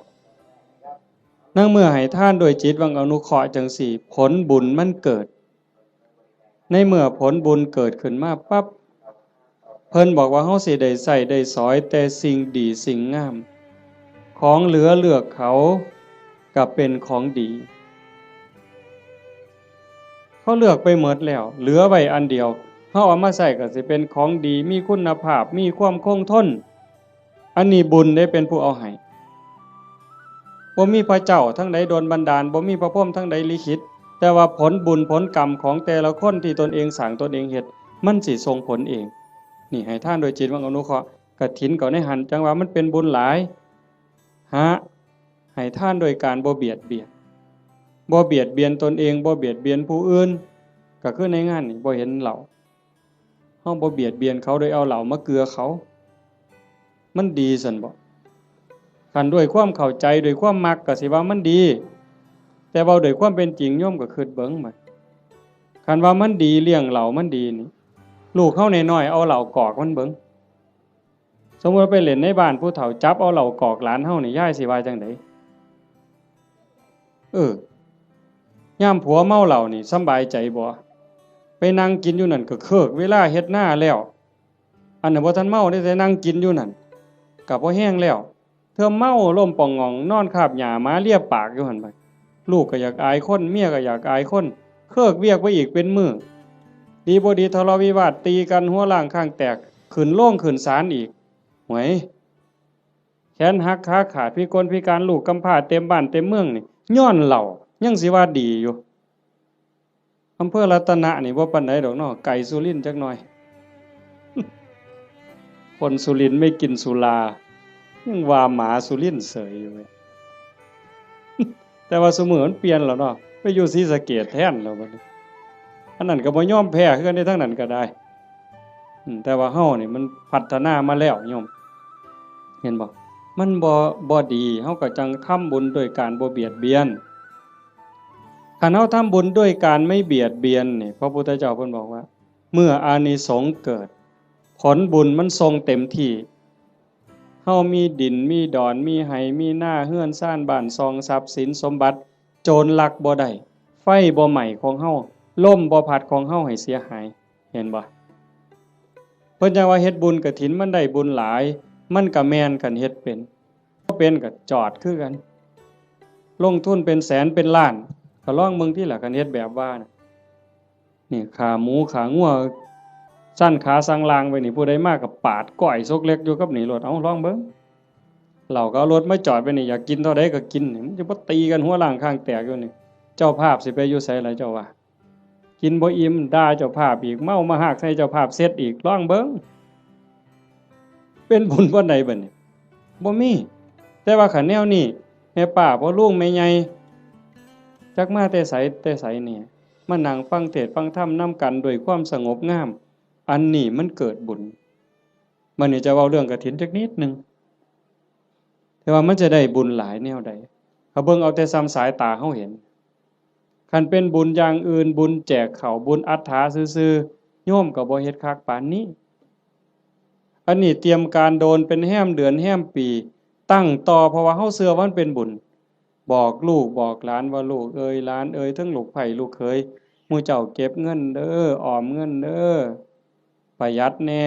แม่สิพาเฮ็ดบุญกฐินหาพ่อใหญ่แม่ใหญ่หาปู่หาย่าหาพ่อผู้มีพระคุณในวงตระกูลเฮาอย่าสะเอาแต่สองนี่เด้บ่แม่นเพียงแค่ตาพ่อใหญ่ตาแม่ใหญ่พุทธบุญรัตน์อย่างเดียวพ่อแม่ในอดีตปู่ย่าตาทวดในชาติก่อนภพก่อนผัวชาติก่อนเมียชาติก่อนลูกเต้าเหล่าหลานแต่อดีตตลอดฮอดเจ้ากรรมนายเวรเฮาเอาพ่อใหญ่ตาแม่ใหญ่พุทธนี่เป็นหลักแล้วก็ต่อไปฮอดพวกที่เฮาบ่เคยฮู้จักนั่นคือพวกเหล่านั้นเพิ่นอาจจะรอคอยรับบุญรับกุศลที่โยมเฮ็ดอยู่เฮาจะบ่ขี้ทีแฮ่งให้แฮ่งได้อย่าไปเว้าเด้มันเรื่อยๆอยู่แม้แต่อยู่วัดครูบาเขารายการจังซี่หรือไปเทศน์บางหม่องยังมีอยู่ในความคิดจังซี่ว่าคันอุทิศไปให้ผู้อื่นมันสิบ่หมดบ่เพิ่นย้านบุญเพิ่นหมดเฮ็ดแล้วต้องเอาผู้เดียวคันกรวดน้ำอุทิศไปมันสิหมดบ่เพิ่นย้านบุญหมดจริงๆมันบ่หมดยิ่งให้ยิ่งได้ยิ่งให้ยิ่งหลายเฮาเบิ่งคือเฮาเตรียมกฐินผูกผ้าเตรียมอาสงฆ์เฮ็ดฝาเฮ็ดผ้าข้างหลังเฮ็ดสายลุงหาบักกล้วยบักอ้อยบักพร้าวตั้งอีหยังขึ้นมาไม่กวดหามากกกล้วยกกอ้อยหามากองกฐินนี่มันยิ่งใหญ่ความตั้งอกตั้งใจจังซี่มันก็ก่อให้เกิดบุญพอเฮาเฮ็ดด้วยศรัทธาเฮ็ดด้วยความเคารพเฮ็ดด้วยความตั้งใจนี่อานิสงส์มันหลายแล้วก็อีกอย่างหนึ่งหลังจากเฮานอกจากเฮาจะเฮ็ดด้วยความตั้งอกตั้งใจด้วยความศรัทธาแล้วประโยชน์มันเกิดกับพระพอประโยชน์เกิดกับพระที่เอิ้นว่าอานิสงส์เกิดกับพระแล้วมันก็ยังย้อนมาใส่โยมแม้แต่เฮาบ่เฮ็ดจังซี่อ่าอานิสงส์ที่มันเกิดจากการเป็นคนดีมีศีลมีธรรมที่เฮาเฮ็ดอยู่ประจำพระพุทธองค์เพิ่นก็บอกว่ามันมีอยู่4อย่างอันนั้นคือสากลสิใส่บาตรหน้าบ้านหน้าเรือนซอยเหลืองานสาธารณะจังซี่งานวัดงานโรงเรียนงานตำรวจงานอนามัยเฮาไปซอยด้วยความตั้งใจด้วยความจริงใจเพิ่นว่า1ชื่อเสียงอันดีฟุ้งกระจรไปไกลก็แม่นอีหลีคันโยมเป็นคนดีมีจิตใจเอื้อเฟื้อต่อโลกต่อสังคม1ชื่อเสียงอันดีฟุ้งกระจรไปไกล2คนดีย่อมคบหาดีดูดดีชั่วดูดชั่วพวกเล่นไพ่มันก็บ่ได้มาติดประกาศผู้ใหญ่บ้านบ่ได้ประกาศเอิ้นเด้มื้อนี้เด้อผู้ใดสิไปเล่นไพ่ไปส่งนั่นเด้อเขายังขาดขาอยู่ผู้ใหญ่บ้านบ่ได้ประกาศเด้ไปเองหมู่มันสิกินเหล้าก็บ่ได้เอิ้นประกาศมาเด้อตอนนี้มาแล้วเหล้าขาวก็มาแล้วเหล้าสีก็มาเบียร์ก็มาหมดทุกยี่ห้อฟ้าวมาบ่ได้เอิ้นไปเองมันดูดกันไปดีดูดดีชั่วดูดชั่วอันซุ่มไปวัดปฏิบัติธรรมนั่งสมาธิอันนี้ก็บ่ได้ยากคือกันไปแล้วบ่เฒ่าพร้อมแล้วบ่โทรศัพท์ถ้าค่อยได้เด้อไปโลดเห็นบ่อันนี้คือกันอานิสงส์ของคนเฮ็ดคุณงามความดีชื่อเสียงอันดีฟุ้งกระจรไปไกล2คนดีย่อมคบหา3เป็นที่รักของมนุษย์และเทวดามนุษย์คือผู้มีใจสูงใจดีใจงามมีศีล5เต็มเปี่ยมมีกุศลกรรมบท10หวังดีต่อพี่ต่อน้องนั่นคือมนุษย์เป็นมนุษย์คนแล้วก็เทวดาคนมีหิริมีโอตตัปปะนอกจากมีศีลแล้วมีธรรมแล้วก็ยังอายซัวกลัวบาปเข้ามากำกับในใจอีกนั่นเป็นมนุษย์เทโวเทวดาคนยังเป็นนี่แหละแล้วเทวดาที่เฮาบ่เห็นโตเพิ่นก็ย่อมคุ้มครองรักษาคนเฮ็ดบุญคนสร้างบุญเป็นหยังเพราะว่าคนดีคนเฮ็ดบุญคนสร้างบุญนี่เขาสร้างบุญเทวดาก็สาธุเทวดามาทอดกฐินบ่ได้ดอกโยมเชื่อบ่ เทวดามาทอดกฐินบ่ได้เทวดาสิมายกผ้าเข่าถวายพระบ่ได้เฮ็ดจังได๋ล่ะก็สาธุล่ะเห็นหมู่เฮาเฮ็ดมื้ออื่นนี่เพิ่นก็สาธุนั่งฟังเทศน์นี่เพิ่นก็สิสาธุนำเฮาเนี่ย เพิ่นก็ได้น้ำเฮาเพิ่นยังว่าเป็นที่รักของมนุษย์และเทวดาเพิ่นหักเพิ่นคุ้มครองเพิ่นรักษาเพราะว่าเพิ่นได้บุญนำ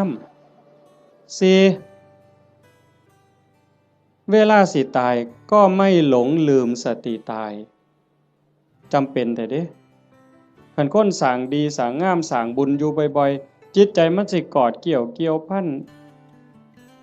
อยู่กับบุญกับกุศลจิตบ่เศร้าหมองจิตบ่กังวลจิตบ่เป็นทุกข์มันก็ย่อมไปสู่สุคติไม่หลงลืมสติตายแต่คันคนไปลักเขาแน่ไปฆ่าเขาแน่ตั้งแต่นอนมันก็สะดุ้งเคยเห็นบ่ล่ะเคยเป็นบ่เจ้าไปเฮ็ดแนวบ่ถูกต้องบ่ดีบ่งามมานอนก็สะดุ้งอย่าสะเว้าแต่บัดสิตายเด้นี่นอนบ่เป็นหลับเป็นตื่นพวกไปลักเขาไปปล้นเขาไปฆ่าเขามานี่โหมันสิสะดุ้งแม้กระทั่งการอยู่การกินคันแม้แต่สิกินข้าวทั้งเทื่อก็สงสัยมันสิวางยากูบ่น้อปุ่นเด้มันสิหาความสุขได้บ่ใดบ่นี่เจ้าว่าคันคบกับคนบ่ดีอยู่ในสังคมจังซั่นแม้แต่สิกินน้ำแม้แต่สิกินข้าวก็เกิดความระแวงมันจังหาความสุขที่แท้จริงบ่ได้คันบัดล้มป่วยล้มหมอนนอนเสือใกล้สิตายเบิ่นบาปกรรมต่างๆไปฆ่าเขาไปตีเขาไปลักเขาไปปล้นเขาเถียงพ่อเถียงแม่เฮ็ดให้พ่อแม่ทุกข์อกทุกข์ใจมาหลอกมาหลอนจิตเศร้าหมองปั๊บตายในขณะที่จิตเศร้าหมองก็ทวนเลยคำว่าทวนนี่ตรงข้ามกับดองเด้ทวนนี่ตกลงทั้งต่ำแต่ดองนี่ขึ้นทั้งสูงเด้เห็นหลวงปู่ผายดอกว่าอยู่วัดปีกายเนี่ยอาตมาก็เว้าเรื่องนี้ทวนได้ปู่ผมบ่ทวนดอกอาจารย์ผมสิดองเนี่ยเห็นบ่ไม่หลงลืมสติตายหาเมื่อจากโลกนี้ไปจะไปอุบัติยังสุคติมีสวรรค์เป็นต้นนี่คนเฮ็ดบุญสิเดินสายนี้มื้อนี้กฐินน่ะกฐินเฮาทอดกฐินปั๊บพระก็สิได้หาเนี่ยเวลาในการแสวงหาผ้าจากฮอดวันเพ็ญเดือน12สิยืดไปฮอดเดือน4เพ็งนี่คือเวลายืดไปอีก4เดือน2พระสิเก็บผ้าไว้ได้ตามต้องการปกติพระสิมีผ้าแค่3ผืนเพิ่นเอิ้นว่าผ้าไตรเฮาก็เว้าอยู่ซุมื้อละผ้าไตรบางบ้านก็ผ้าไตรบางบ้านก็ผ้าไกแล้วแต่สิว่านี่คือบ่ฮู้จักจริงๆผ้าไตรไตรนี่แปลว่า3ผ้า3ผืนสบง1จีวร1สังฆาติ1นี่คือผ้าอธิษฐานคันมีเกินนั่นเอาผ้าจีวรหามาได้อีกผืนนึงเอาไว้เสยนี่คันครบ10มื้อบ่สละให้เณรบ่สละให้พระภิกษุรูปใดรูปหนึ่งบ่สละให้สงฆ์เป็นนิสสักขิยปาจิตตีผ้าผืนนั้นใส่บ่ได้ไปแตะไปต้องไปสู้นไปใส่บาปทุกเที่ยวเป็นบาปเป็นโทษเป็นอาบัติเมื่อโยมทอดกฐินแล้วอย่าว่าแต่4ผืนเลยเอาไว้เต็มเฮือนนี่ก็บ่เป็นหยังเอาไว้เต็มเดินวัดก็บ่ผิดนี่คืออานิสงส์ที่พระได้เก็บผ้าไว้ได้ตามต้องการ3เมื่อจากอาวาสสิไปไสก็ตามไม่จำเป็นต้องเอาผ้าไปครบสำรับบางหันว่ามีเกิน3บ่ได้มื้อนี้ขาด3บ่ได้มื้อนี้ข้อที่3เพิ่นเอิ้นว่าปราศจากจีวรสมมุติว่ามันบ่ทันได้ออกพรรษาบ่ทันได้รับอานิสงส์พรรษาอานิสงส์กฐินอาตมาอยู่วัดเคยมันเป็นวัดป่าเนาะกุฏิอยู่ไกลๆจังซี่ยามมื้อแลงนุ่งผ้าสบงสงน้ำมาตากไว้อยู่กุฏิบัดยามมื้อเช้ามาทำวัดอยู่ศาลามาอยู่พี่อยู่ศาลาจนแจ้งผ้าสบงผืนนั้นไปใส่อีกบ่ได้มันเป็นผ้าขาดราตรีเพิ่นเอิ้นว่าเป็นนิสสักขิยปาจิตตีผ้าสบงผืนนั้นต้องสละให้สามเณรต้องสละให้พระรูปหนึ่งหรือสละให้สงฆ์คันบ่สละไปแตะไปใส่ไปจับไปต้องขึ้นมาปั๊บต้องนิสสักขิยปาจิตตีเป็นบาปทุกเที่ยวโยมแต่ในเมื่อโยมทอดกฐินแล้วปั๊บได้รับอานิสงส์อย่าสว่าแต่อยู่ในวัดเอาผ้าถิ่มไว้ในวัดพูนไปเที่ยวเล่นอเมริกาเสยคิดม่วนพูนขี่ยานอวกาศไปเล่นดาวอังคารเสยบ่บาปบ่ผิดอานิสงส์ที่โยมทอดกฐินมันคุ้มครอง4 ฉันคณะฉันเป็นวงได้ฉันปรัมประฉันดูได้ที่จริงพระพุทธเจ้าเพิ่นขอร้องให้พระนี่ฉันในบาตรมันบ่ยากกับผู้อื่นแล้วก็ฉันเธอเดียวเฮาบ่ได้ทำให้ทำหน้าบ่ได้ไปแบกไม้ไงต่อหากินเองบ่ได้กินดูหลายโยมเขายากเมืองสิซะ ออกซื้ออาหารบ่ได้จังซี่แต่มอโยมทอดกฐินแล้วปั๊บก็สามารถฉันเป็นกลุ่มเป็นวงได้เพราะว่าเฮ็ดผ้ามันอาจจะบ่แล้วง่ายในเวลาจังซี่จักหน่อยก็แล่นไปจูไฟเพราะมันบ่มีสีสำเร็จเด้ฟักบักมี่หาฟืนมาไว้พ่อใหญ่สิเคยเห็นแต่ก่อนแม่นบ่ย้อมเปลือกไม้ย้อมหากไม้ย้อมแก่นไม้เขี่ยวไว้จังซี่กำลังฉันอยู่ไฟอ่อนไฟสิมอดก็ออกไปจูไฟมาฉันอีกก็ได้จังซั่นน่ะเพิ่นว่าสิฉันจักเทื่อก็ได้แต่ว่าอย่าเกินเที่ยงคันพอทอดกฐินแล้วก็เป็นแบบนั้นบ่เป็นโทษพอที่5นะที่พระได้ลาภสักการะที่เกิดขึ้นคือของเอากองกฐินไปถวายมื้ออื่นเป็นของพวกเธอที่จำพรรษาในอาวาสนั้นพระในวัดบ้านเฮานี่วัดอีหยังบ้านวัดค่ำศรีบ่วัดค่ำศรีบ้านบึงพระที่จำพรรษายังวัดค่ำศรีบ้านบึงเป็นผู้ได้รับของทั้งหมดเนี่ยเจ้าคณะจังหวัดสุรินทร์มันร่วมนำคือสิสมเด็จสังฆราชมาร่วมรับกฐินนำมื้ออื่นก็บ่ได้ดอกโอ้ยข่อยเป็นสังฆราชเด้อผ้าพื้นนี่ข่อยสิเอาดอกถูกใจแท้ๆบ่ได้เด้โยมบ่ได้นอกจากพระวัดเฮาสิตกลงปรงใจถวายจังสิได้เป็นของภิกษุที่อยู่ในวัดเราโยมได้หาขอจำได้ล่ะตัวพระได้หาขอไหม1เวลายืดไปฮอดเดือน4แม่นบ่2เก็บผ้าไว้ได้ตามต้องการ3ไปปราศจากจีวรก็ได้4ฉันคณะฉันปรัมประออกชื่อโภชนะได้เพิ่นจังเฮาสิได้ยินครูบาอาจารย์เพิ่นบอกเรื่อยๆว่านิมนต์ฉันเพลนิมนต์ฉันจังหันบ่แม่นอาจารย์นิมนต์ฉันตำบักหุ่งบ่ได้อาจารย์นิมนต์ฉันต้มปลาอันนี้ก็บ่แม่นนิมนต์ฉันข้าวอันนี้ก็บ่แม่นคันรับกฐินแล้วก็ได้อยู่จังซี่นะแต่เฮาก็บ่จำเป็นก็จักสิไปว่าเฮ็ดหยังเนาะก็แล้วไปดอกบัดนี้โยมได้หยังหมด1อายุยืนผู้ทอดกฐินผู้ร่วมไปอนุโมทนากฐินสิได้ประโยชน์คืออานิสงส์1อายุยืนชาตินี้อาจจะท่านบ่ท่านก็บ่แน่บาปเก่ากรรมเก่าที่เฮ็ดไว้มันอาจกำลังส่งผลอยู่คันบุญเก่าบ่แห้งพอมันก็ต้องไปตามนั้นแต่คันเฮาเฮ็ดด้วยความตั้งใจชาติต่อไปพบต่อไปผลบุญมันตามทรงนี่1อายุยืนทั้งตัวเลข80ปี90ปี100กว่าปีแข็งแรงบ่แม่นนอนอยู่ในห้อง ICU ว่าอายุหลายปานใด100ปีพวกก็บ่พอใจดอกแนวนั้นเนาะนอนในห้อง ICU ให้อาหารทั้งสายอย่างหันใจเองก็บ่ได้ก็จักสิยืนไปหยังล่ะเว้ยแต่ก็บ่แม่นแต่ตัวเลขซ้ำนั้นผมก็ยืนผมบ่งอกง่ายบ่โลนง่ายจังซี่นะแขวก็ยืนบ่ขูบ่ลนบ่โยกบ่ค้อนนี่ตาก็ยืน70ปี80ปีห้อยก้นเข็มปั๊บแง่ปั๊บดึงจักโลดนั่นคือบุญเด้น่ะคันผู้บุญบ่หลายบัดนี้ว้ายใส่แว่นสายตาตั้งแต่อยู่ประถมพี่อย่าสว่าแต่เข็มเย็บผ้าเลยเข็มเย็บกระสอบนี่ก็จ้อย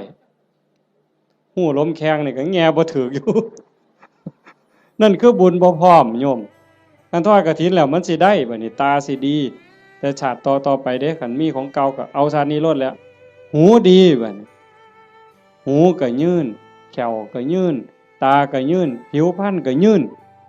บ่คือกันเด้ผู้บางคน40ปีนี่เฒ่าเพราะปานหยัง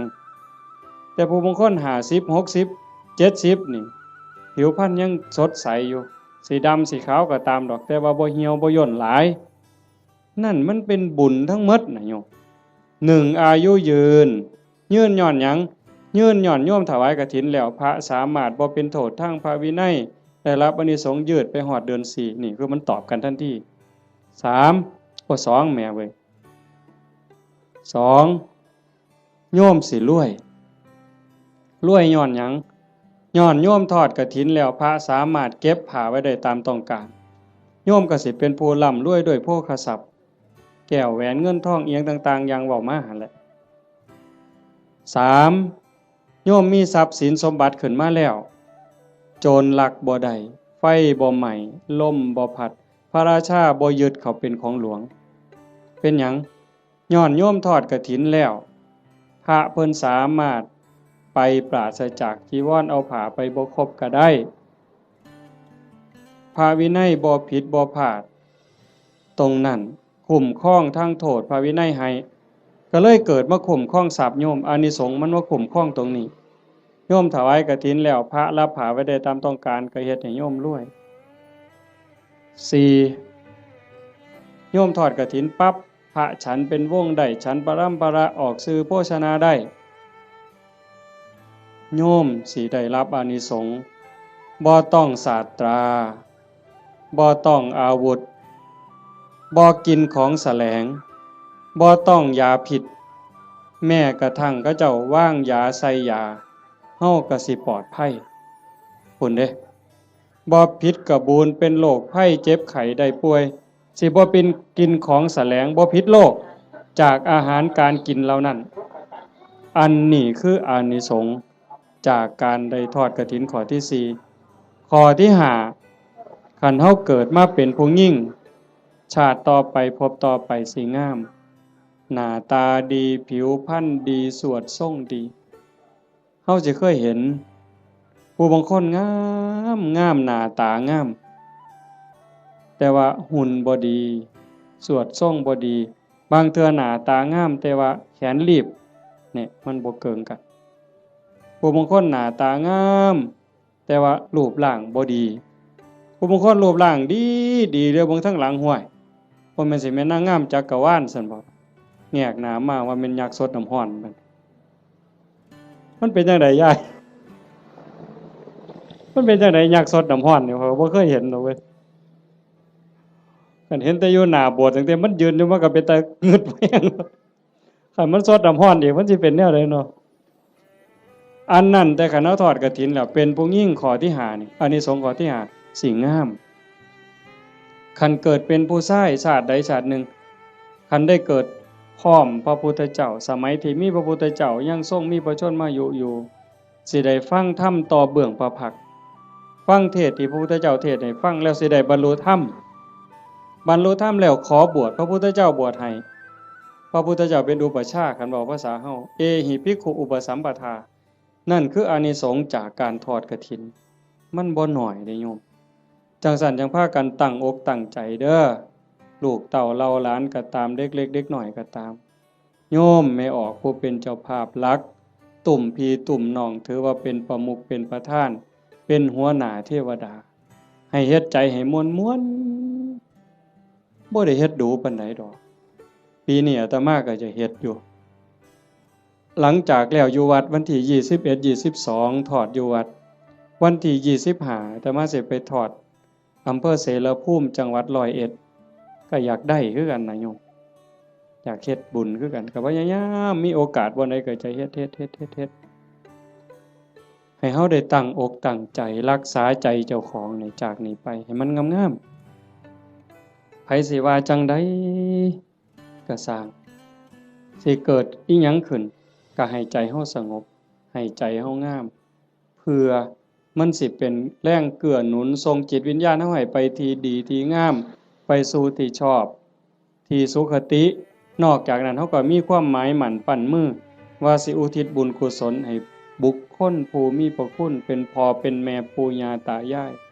ผู้มีพระคุณทั้งหลายที่เฮาฮักเฮาแพงตลอดถึงเจ้ากรรมนายเวรที่ว่าไปว่าหั่นว่าได้เฉพาะปรัตถตูปชีวีอันนั้นคือได้ทันทีแต่นอกจากนั้นสิเป็นสัตว์นรกก็ตามเป็นเปรต11จางนั่นชนิดนั้นก็ตามอสุรกายสัตว์เดรัจฉานเทวดาอินทร์พรหมคันเพิ่นได้เห็นการกระทำที่งดงามคือโยมเฮ็ด1 ชั่วโมงกับ25 นาที20 กว่านาทีที่เฮาฟังธรรมมานี่เฮาเงียบเฮาสงบเฮาตั้งใจมองนี่บ่ว่าดวงจิตดวงใดดวงวิญญาณดวงใดก็แล้วแต่สิล่องลอยมาพบมาพ้อมาเห็น อดบ่ได้ย่อมอ่อนซ่อนย่อมอนุโมทนาเพิ่นสิได้นำเฮาตอนเพิ่นอนุโมทนายินดีนำอ่อนซ่อนนำอันนี้นักปราชญ์ก็ยกย่องบัณฑิตก็สรรเสริญแม่นพระพุทธเจ้ามาพบมาพ้อเฮานั่งฟังเทศน์สมโพธิกองกฐินอยู่จังซี่พระองค์ก็ย่อมอนุโมทนาสาธุจังซั่นจังว่าบุญตรงนี้เกิดแน่ๆเกิดหลายซ้ำเด้บ่แม่นแต่อาตมาเว้าโยมได้ไหว้พระโยมได้ถวายทานโยมได้สมาทานศีลได้ฟังพระเพิ่นสวดมาติกาสักบงสุกุลเฮาได้ฟังเทศน์ฟังธรรมด้วยความเคารพอันนี้คือกิริยาอาการที่เป็นบุญปุญญกิริยากุศลกิริยามันกลายเป็นบุญเป็นกุศลให้โยมเฮ็ดไปเรื่อยๆจนกว่าสิบ่มีลมหายใจ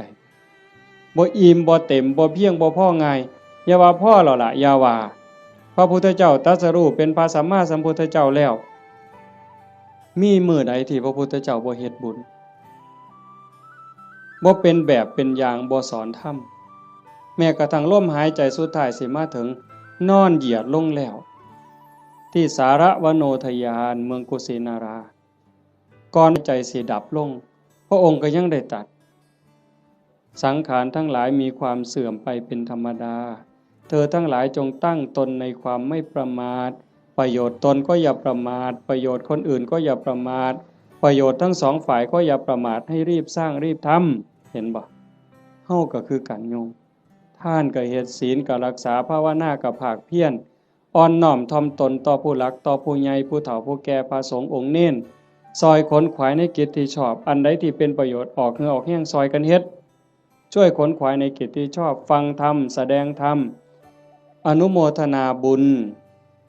อุทิศส่วนบุญทำความเห็นในถูกต้องถูกตรงอย่างน้อยๆเชื่อว่าบาปมีบุญมีชาติหน้าชาติก่อนนรกสวรรค์มีจริงอันนี้คือต้นเหตุสาเหตุทางเกิดแห่งบุญจึงขออนุโมทนาสาธุกับญาติโยมสุโขสุคนเด้อท้ายที่สุดก็ขอรัตนะอ้างอิงเอาอำนาจแห่งคุณพระศรีรัตนตรัยคุณของพระพุทธเจ้าพระธรรมพระสงฆ์และอำนาจแห่งบุญกุศลคุณงามความดีที่มีทั้งหมดทั้งมวลในสากลจักรวาลจงหลอมร่วมมาเป็นตบะเป็นเดชะเป็นพลวปัจจัยอำนวยหนุนส่งไปถึงดวงจิตวิญญาณของโยมพ่อใหญ่ตาแม่ใหญ่พุทธบุญรัตน์ตลอดถึงญาติโกโหติกาปู่ย่าตายายผู้มีพระคุณทั้งหลายสรรพสัตว์ทั้งหลายเจ้ากรรมนายเวรของญาติโยมทั้งหลายหากว่าสามารถรับรู้รับทราบได้ด้วยตนเองก็จงอนุโมทนาสาธุรับเอาหากบ่สามารถสิรู้ทราบได้ด้วยตนเองก็ขอฝากข่าวบุญข่าวกุศลที่โยมพ่อใหญ่อ่อนแม่ใหญ่สมศรีสมบัติโยมภาวิรัตน์วิภารัตน์โยมทวิศักดิ์สาฤทธิ์ดีโยมพ่อใหญ่สังงาโยมกาญจนาโยมสิริพรโยมกิตติบุญรัตน์โยมชูชาติผลกังวานโยมแม่ใหญ่สมบูรณ์กตศิลาโยมประจวบโยมมณีรัตน์สมุทรหลาโยมหานโยมชาญชัยโยมดวงธิดากตศิลาโยมพรณภากตศิลาโยมไกรสอนโยมจันทิราตะการจันทร์พร้อมทั้งญาติโยมหมดสุขุสุคนได้สร้างได้ทำในข้าวครั้งนี้ฝากไปกับปวงเราเทพเทวดานางธรณีภูมิญาณวิถีอันเป็นทิพย์จงนำข่าวบุญส่วนนี้ไปแจ้งแก่ดวงจิตวิญญาณพ่อใหญ่ตาโยมแม่ใหญ่พุทธบุญหลาดพร้อมทั้งปู่ย่าตายายผู้มีพระคุณบุคคลอันเป็นที่รักของท่านเจ้าภาพของญาติโยมทั้งหลายให้ได้รับรู้รับทราบแล้วจงอนุโมทนาสาธุรับเอาหากว่ามีความทุกข์ก็ขอบุญกุศลส่วนนี้จงถ่ายถอนให้ได้พ้นไปจากความทุกข์หากว่ามีความสุขดีอยู่แล้วก็ขอให้ได้มีความสุขยิ่งขึ้นไปสุดท้ายขอบุญกุศลเหล่านั้นจงสะท้อนย้อนกลับมาปกปักรักษาคุ้มครองญาติโยมสุขสุขคนให้เป็นผู้แกล้วกล้าอาถรรพ์ร่าเริงในการสร้างบุญสร้างกุศลสร้างคุณงามความดีให้ยิ่งขึ้นไปให้เป็นผู้เจริญงอกงามในจตุรพิธพรชัยคืออายุวันนะสุขภละปฏิภาณธรรมสารสมบัติเป็นผู้มีสัมมาทิฏฐิมีโอกาสประพฤติธรรมปฏิบัติธรรมให้ได้เข้าถึงธรรมที่บ่ทันได้เข้าถึง ได้หู้แจ้งธรรมที่บ่ทันได้หู้แจ้งจนสามารถนำตนให้พ้นทุกข์ได้มีความสุขกายสุขใจปรารถนาสิ่งหนึ่งประการใดหากเป็นไปโดยชอบประกอบด้วยธรรมก็ขอให้ความหวังความปรารถนานั้นจงสำเร็จทุกๆประการโดยทั่วกันทุกท่านทุกคนเทอญ